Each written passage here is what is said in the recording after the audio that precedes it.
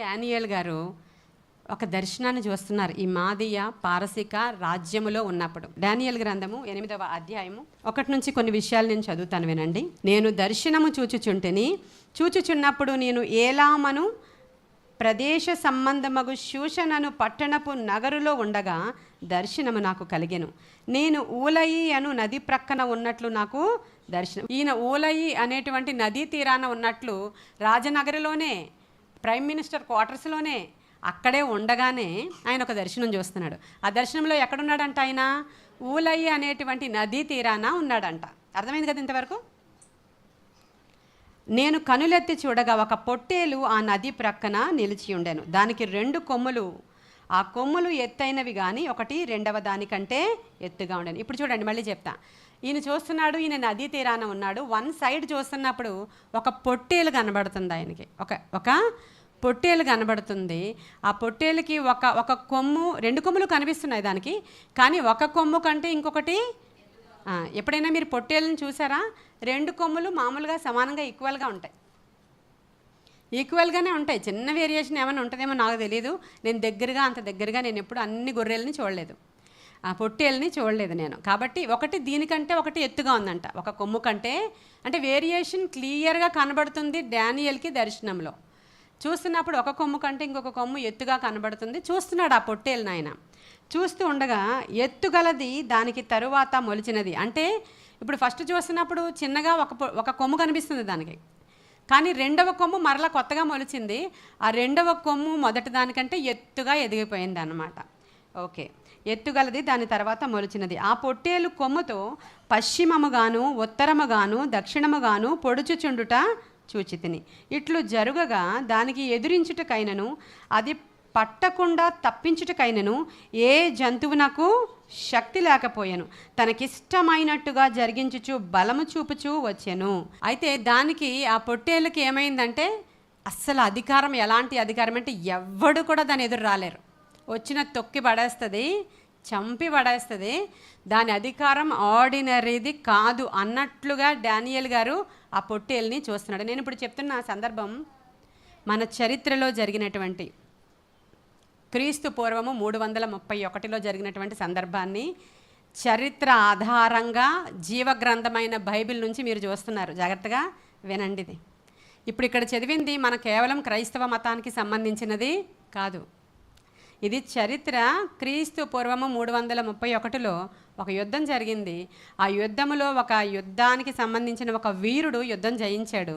దానికి సంబంధించిన చరిత్రని డానియేల్ కొన్ని వేల సంవత్సరాల క్రితం ఉన్న డానియేల్ చూస్తున్నాడు. నేను చెప్తున్న సందర్భం క్రీస్తు పూర్వము 331. మీరు చరిత్రలోనికి వెళ్ళి చూస్తే గోగమేళా యుద్ధం అని కొడితే, గోగమేళా వార్ అని కానీ మీరు యూట్యూబ్లో కొడితే వస్తుంది. నేను ఇప్పుడు చెప్పిన సందర్భం అంతా వస్తుంది మీకు. నేనే విషయాలు చెప్తున్నానో ఒకసారి అర్థం చేసుకుంటే, మన దేవుడు నిన్న నేడు నిరంతరము ఏకరీతిగా ఉన్నవాడు. హల్లెలూయా.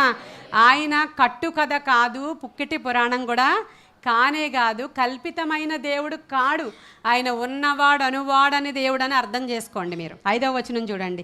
నేను ఈ సంగతి ఆలోచించుచు ఉండగా, అప్పుడు డానియేల్ ఆలోచిస్తున్నాడు, ఈ పొట్టేలేంటి, నేను ఈ నదీ తీరాన్ని ఉండడం ఏంటి, ఇది ఇష్టం వచ్చినట్లు రెంకెలు వేయడం ఏంటి, దాని బలం ఏంటి ఎంత ఉంది, దాని శక్తి ఏంటి ఎంత ఉంది, అసలు ఈ పొట్టేలు ఎవరు అని చూస్తున్నాడు. అంటే ఈయన ఆలోచించుచుండగా ఒక మేకపోతు పడమటి నుండి వచ్చి, ఇంకో హీరో వచ్చింది ఇంకో వైపు నుంచి.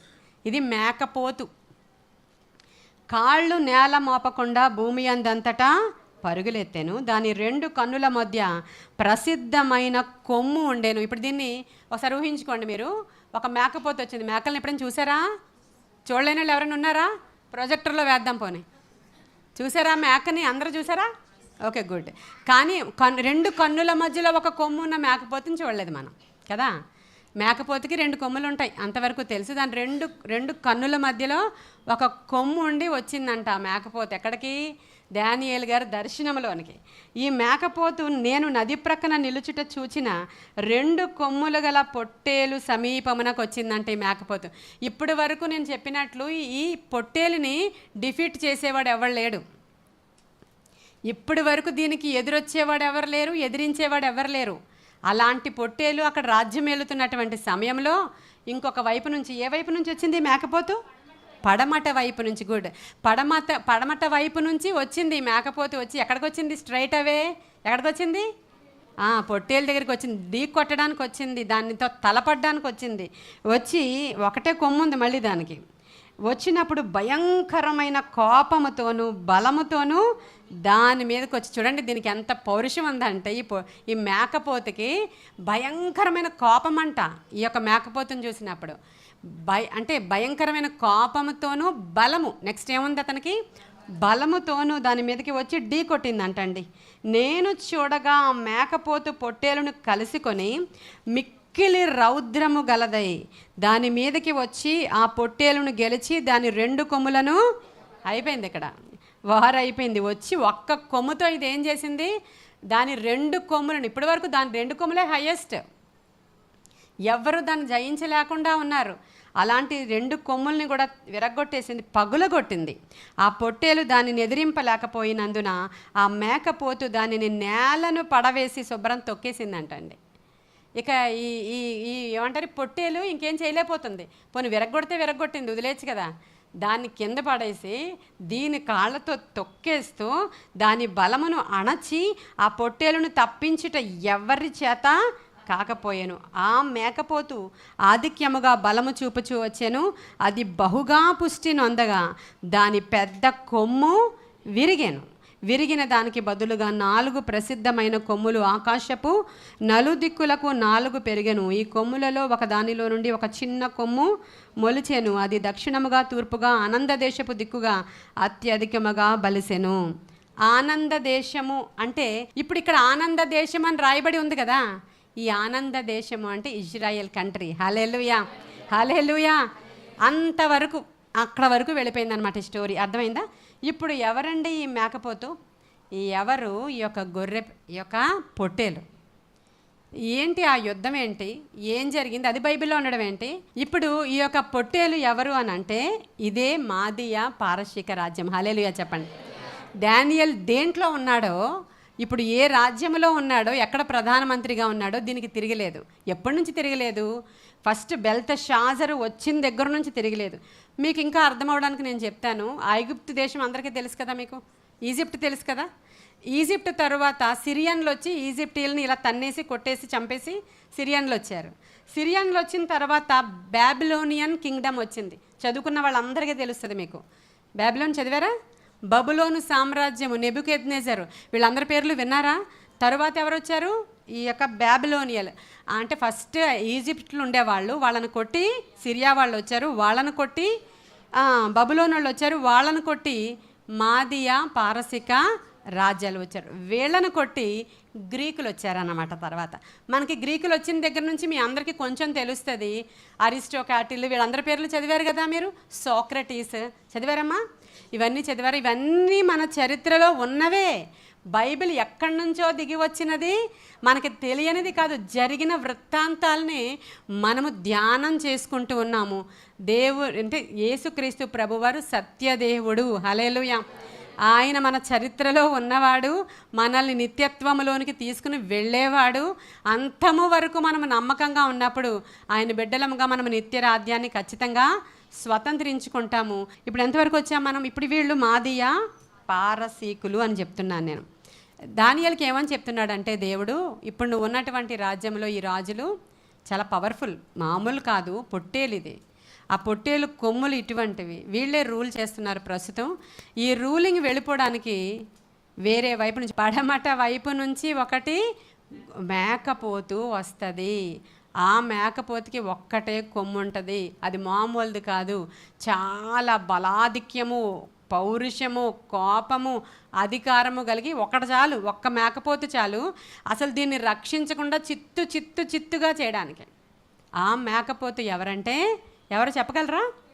Alexander the great. మీరు చరిత్ర చెప్పాను అందుకే మీకు నేను ఇందాక, ఇయర్ చెప్పాను అందుకే నేను ఇందాక మీకు, ఆ యుద్ధం పేరు చెప్పాను అందుకే మీకు నేను. ఇప్పుడు ఈ మాదియా పారసీక రాజ్యము ఏలుతున్న సందర్భంలో ఈ అలెగ్జాండర్ అనేటువంటి వాడు, ఆయన ఫిలిప్ అనేటువంటి ఆయనకి పుట్టాడు. ఆయన ఫిలిప్ వాళ్ళ నాన్నగారి పేరు. ఆయన కూడా కింగే. అక్కడ ఉన్నటువంటి చిన్న చిన్న రాజ్యాలను ఆయన జయిస్తూ ఉన్నాడు. మీకు మన ఫిలిప్పీలకు రాసిన పత్రిక నేను చెప్పినప్పుడు ఈ విషయాలు మీకు అందరికీ ఈ చరిత్ర చెప్పాను నేను. ఫిలిప్పీలకు రాసిన పత్రిక పౌలు రాస్తూ ఉన్నప్పుడు ఈ ఫిలిప్ అనే పేరు ఎక్కడి నుంచి వచ్చింది అంటే అలెగ్జాండర్ తండ్రి పేరు అది అని చెప్పాను. ఎందుకంటే ఆ ప్లేస్ని అలెగ్జాండర్ జయించి ఆ పేరు పెట్టుకున్నాడు, అతని పేరే పెట్టుకున్నాడు. ఆ కంట్రీకి అతని పేరే పెట్టుకున్నాడు, ఆ రాజు పేరు అది. ఆయన కొడుకు ఈయన ఎవరు? అలెగ్జాండర్. ఈయన 20 ఏళ్ళు దాటగానే అసలు తత్వజ్ఞానాన్ని అరిస్టోకాటిల్ దగ్గర తత్వజ్ఞానాన్ని అభ్యసించాడు. ఎవరు? Alexander the great. తత్వజ్ఞానాన్ని అభ్యసించాడు. చాలా షార్ప్ కొమ్ము అయింది, చాలా షార్ప్, యవ్వనస్తుడు, బలము, అధికారం కాకుండా జ్ఞానము. ఏదో ఊరికనే రాజు తర్వాత కొడుకు, ఈ మంత్రి తర్వాత ఈ మంత్రి, ఈ కొడుకు తర్వాత అది కాదు అక్కడ. ఈయన చాలా జ్ఞానవంతుడు, తత్వజ్ఞానము కలిగిన వాడు, బలాధిక్యుడు, చాలా తెలివైన వాడండి. మొదలుపెట్టాడు ఆయన 50,000 మంది సైన్యాన్ని సమకూర్చుకున్నాడు. ఈ పారసీక దేశంలో సైన్యము 2 లక్షల మంది. ఇప్పుడు మన అలెగ్జాండర్కి ఎంతమంది ఉన్నారని చెప్పాను? 50,000 మందితో జైత్రయాత్ర స్టార్ట్ చేశాడు. ఆయన వస్తూనే పొట్టేలను ఢీక్కొన్నాడు. వాళ్ళు అనుకున్నారు ఎవడో కుర్రోడు, 50,000 మంది సైన్యము, ఇదే ఫస్ట్ వార్, ఏం చేస్తాడులే అనుకుని చూస్తున్నారు. ఆయన వస్తూనే కాళ్ళ కిందేసి చెదగొట్టేశాడు అంతా, మొత్తం అంతా తొక్కేశాడు, మొత్తం అంతా విరిపేశాడు. వీళ్ళందరినీ జయించుకుంటూ తీసుకుని వెళ్ళిపోతున్నాడు. ఎన్ని యుద్ధాలు అంటే 32 యుద్ధాలు నాన్ స్టాప్. తన జీవితకాలంలో ఈ యుద్ధానికి వెళ్తే ఫెయిల్ అయింది అనేది లేదంట. ఎంత గ్రేట్ కదా, ఎంత గ్రేట్ కదా. అసలు మన జీవితంలో అప్ అండ్ డౌన్లు ఉంటాయి, ఓటమి గెలుపులు ఉంటాయి, మనకి నిరాశ నిస్పృహలు ఉంటాయి, చచ్చి పడి లేచాం అన్నట్లు ఉంటాయి. ఇవన్నీ కూడా ప్రతి వ్యక్తి జీవితంలో జరుగుతూ మనం లెందీగా మన జీవితకాలాన్ని చూస్తూ ఉంటాం. ఈ ఓటమి గెలుపులు మనం చాలా చూస్తాం మన జీవితకాలంలో, ఉండాలి కూడా. చాలా పాఠాలు అప్పుడు నేర్చుకుంటాం కూడా. ఇవన్నీ మనకు జరుగుతూ ఉంటాయి. ఒకేసారి ఏదో ఇక్కడ నుంచి ఆఖరి మెట్టు వరకు మనం ఎక్కేయలేం. నెమ్మదిగా క్రమక్రమముగా దేవుడు మనల్ని ఆశీర్వదిస్తూ వృద్ధిపరుస్తూ జీవితంలో కావాల్సినవి అనుగ్రహిస్తూ, కొన్ని లేములు, కొన్ని లోటుపాట్లు, కొన్ని అవన్నీ ఉంటాయి మనందరికీ. ఎవరికి ఈయనకి గిరీకు వీరుడికి ఏమీ కూడా ఏం లేవు. మొదలుపెట్టింది 32 యుద్ధాల్లో తిరుగులేను. ఇండియా వరకు వచ్చాడు, తెలుసు కదా. ఇండియా గురించి కొన్ని రాజుల గురించి చరిత్రలో రాస్తుంటారు. అన్ని చోట్ల జయించాడు కానీ ఇండియా రాజుల్ని కొంతమందిని ఎదిరించలేకపోయాడు. ఇలాంటి కథలు ఉన్నాయి, కొన్ని కథలు. అసలైనటువంటి చరిత్రలోనికి వెళితే తెలుస్తుంది మీకు. మొత్తానికి వచ్చినప్పుడు 13 సంవత్సరాలు అయిపోయిందంటే ఇల్లు విడిచిపెట్టి. ఎన్ని సంవత్సరాలు? 13 సంవత్సరాల నుంచి మొత్తం ప్రపంచాన్ని జయించేశాడండి. జయించి ఇంకేం లేదా భూభాగం అని అడుగుతున్నాడు. నేను జయించడానికి ఇంకా భూమి లేదా? ఇదేంటిది, అయిపోయిందా అప్పుడే అన్నాడట 13 సంవత్సరాలకి. అప్పుడే అయిపోయిందా, నేను ఇంకా ఉంటే జయించుదాం అనుకుంటున్నానే అంటే ఆయన కూడా ఉన్నటువంటి వాళ్ళు అన్నారంట, అయ్యా మనం ఇల్లు విడిచిపెట్టి వచ్చి 13 సంవత్సరాలు అయ్యింది. నా పిల్లలు ఎదిగిపోయి ఉంటారు ఇప్పటికి, వాళ్ళకి పెళ్ళిళ్ళు కూడా అయిపోయి ఉంటాయి. అసలు నాకు ఇంకా పెళ్ళే అవ్వలేదు, నేను ఎప్పుడు చేసుకోవాలి? ఇలా అందరూ వచ్చి ఇన్ని బ్రతిమలాడారంట. నాకు వయసు అయిపోయింది, నేను బయలుదేరినప్పుడు ఇంకా పెళ్ళిడు కాదు, ఇప్పుడు నేను ఇంటికి వెళ్ళి పెళ్లి చేసుకోవాలని ఒకడు అడిగాడంట. పిల్లలను చూడాలంటే నిజమేనా? సరే అయితే వెళ్దాం పదండి అన్నాడంట బ్యాక్కి. ఈ క్రమంలో ఇండియాకు వచ్చారు వాళ్ళు. తిరిగి వెళ్దాము అనుకునేటప్పటికి చిన్న దోమ కుట్టింది. ఎవరిని? చిన్నదాని విషయంలో మీరు జాగ్రత్త అని చెప్పాను ఇందాక మీకు. నేను చిన్నదాని విషయంలో జాగ్రత్త అని చెప్పాను నేను మీకు. చిన్నదే కదా పాస్టర్ అమ్మగారు, ఈవేళ చర్చికి రాలేదు అంతే కదా, ఒక్కరోజే కదా యాబ్సెంట్ అయ్యాను, దానికి అంత పెద్దగా ఎందుకు రాలేదని అడగాల? చిన్నదే కదా పాస్టర్ అమ్మగారు, ఇదే కదా చిన్నదే కదా. నోటి మాటల విషయంలో జాగ్రత్త చెప్పారా పోయిన వారం అయినా? కంటి చూపు విషయంలో జాగ్రత్త చెప్పాడా? నీ కన్ను తేటగా ఉంటే నీ దేహం అంతా వెలుగుమయమై ఉంటుంది. హల్లెలూయా. నీ కన్ను ఎప్పుడైతే తేటగా ఉందో నీ దేహం అంతా వెలుగుమయమై ఉంటుంది. నీ కన్ను ఎప్పుడో చెడినదైంది అనుకో, ఆ కన్ను చెడ్డవాటిని చూడాలనుకుంటుంది అనుకో, ఆ కన్ను చెడ్డదైతే నీ దేహం అంతా ఎలా ఉంది? చీకటి. నీకు తెలియదు అది. నువ్వు అనుకుంటున్నావు నేను వెలుగులోనే ఉన్నావని, నీ దేహం అంతా చీకటి మయమైపోతుంది. జాగ్రత్త. అంటే చిన్నదే కదా పాస్టరమ్మ గారు. కళ్ళు మూసుకొని తిరగాల? చెప్పండి. కళ్ళు గంతలు కట్టుకొని తిరగాల? నేనేమైనా బోర్డు పెట్టుకుని తిరగాల? నా కళ్ళు ఏం చేయమంటారు అని అడుగుతున్నారు చాలామంది. దేవుడు చెప్తున్నాడు, చిన్నదే దోమది, చిన్నదే. కానీ ఏం చేసిందంటే అలెగ్జాండర్ని కుట్టింది పాపం. అలెగ్జాండర్ని కుట్టినప్పుడు వెనక్కి వెళ్ళిపోదాం అనుకుంటున్నారు పాపం. నలుగురు అలెగ్జాండర్కి వెనకాల, ఆ అలెగ్జాండర్ లాంటి వాళ్ళే అదే వీరులు నలుగురు ఉంటారు. నలుగురు ఏం చేశారంటే ప్రపంచంలో ఉన్నటువంటి బెస్ట్ డాక్టర్స్ని పిలిపించారు. ఏమవుతుంది దీనికి? ఆ రోజుల్లో వ్యాక్సిన్స్ లేవు, ఆ రోజుల్లో ఇంజెక్షన్స్ లేవు, ఆ రోజుల్లో బెస్ట్ ట్రీట్మెంట్ ఇదే వైరల్ ఇది అనే తెలిసి కొత్త వేరియంట్ ఇది అని తెలుసుకునే లోపల వెళ్ళిపోతారు ఫస్ట్ వాళ్ళు. అవునా? వెళ్ళిపోతారు ఫస్ట్ వాళ్ళు. కాబట్టి చాలా పాపం సఫర్ అవుతున్నాడు. బెస్ట్ డాక్టర్లను పిలిపించారు, వైద్యులు అందరూ వచ్చారు, బెస్ట్ డాక్టర్స్ వచ్చారు, వరల్డ్లో ది బెస్ట్ డాక్టర్స్ వచ్చారు. సారీ చెప్పారు ఆయనకి, సారీ చెప్పారు. నువ్వు తిరిగి ఇంటికి కూడా వెళ్ళలేవేమో, చక్కబెట్టుకో అని చెప్పారు. ఏం చక్కబెట్టుకుంటాడు? 13 సంవత్సరాల నుంచి తీసుకొచ్చిన ప్రతి దేశాన్ని కొల్లగొట్టుకుని వచ్చిన వజ్ర వైడూర్యాలు, మణులు, మాణిక్యాలు, మూటలు కోటలు కోటలు ఉన్నాయి, మోసుకుని వస్తున్నారు ప్రతి ఏరియా నుంచి. ఏం చేస్తాడు? ఇక సారీ చెప్పారు డాక్టర్ గారు. సారీ చెప్పగానే ఆ నలుగురిని పిలిపించాడు ఆయన. మనందరికీ తెలుసు, నా చేతులు బయట పెట్టండి అని చెప్పాడు కాఫెన్ బాక్స్ నుంచి. ఎందుకని? నేను వచ్చేటప్పుడు ఇలాగే వచ్చా, ఏమైనా పట్టుకొచ్చానా వజ్రాలు వైడూర్యాలు?